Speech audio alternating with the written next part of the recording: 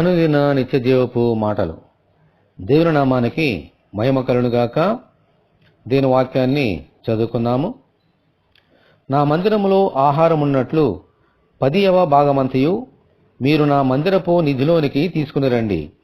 దీని చేసి మీరు నన్ను శోధించినలా నేను ఆకాశ వాకిళ్లను విప్పి పట్టజాలంత విస్తారముగా దీవెనలు కుమ్మరించదనని సైన్యములకు అధిపతియగు యెహోవా సెలవిచ్చుచున్నాడు. మలాకి గ్రంథము 3వ అధ్యాయము 10వ వచనం. మనము ఎవరికిని ఏమీ అచ్చి ఉండకూడదని పరిశుద్ధ లేఖనము బోధిస్తోంది. మనుషులవి మనుషులకు, దేవునివి దేవునికిని చెల్లించమని మన ప్రభువైన యేసుక్రీస్తు బోధించారు. మన పంటలో, రాబడి అంతటిలో, సంపాదన అంతటిలో 10వ వంతు దేవునివి. దేవునివి దేవునికి చెల్లించాలంటే దేవుని మందిరానికి వెళ్ళాలి, అక్కడ ఆయనకు సమర్పణ చేయాలి. ఇలా చేస్తే విస్తారమైన దీవెనలు దేవుడు మనకు అనుగ్రహిస్తారని వాగ్దానం చేశారు. మన గృహంలో, జీవితంలో లోటు అనేది ఉండదు. ఆమేన్, హల్లెలూయా.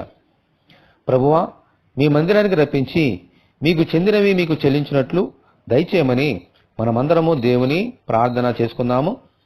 ప్రభువా, మీ వందనాలనైనా 10వ భాగము మీదని మాకు సెలవిచ్చారు. అలాగూ భక్తులు అందరూ కూడా తమ 10వ భాగమునికి సమర్పించి దీవెనలు అనేకమైనవి మీ దగ్గర నుంచి పొందుకున్నారు. మేము కూడా మా రాబడి అంతటిలో, సంపాదన అంతటిలో 10వ భాగము మీ మందిరానికి వచ్చి మీకు ఇచ్చి మీ దీవెనలు మేము పొందుకున్నట్లుగా సహాయం తెచ్చండి.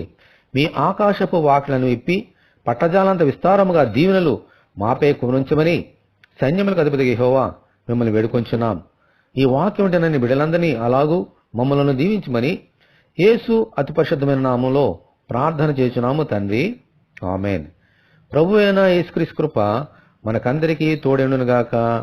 ఆమేన్. పరిశుద్ధ దేవుని మందిరం.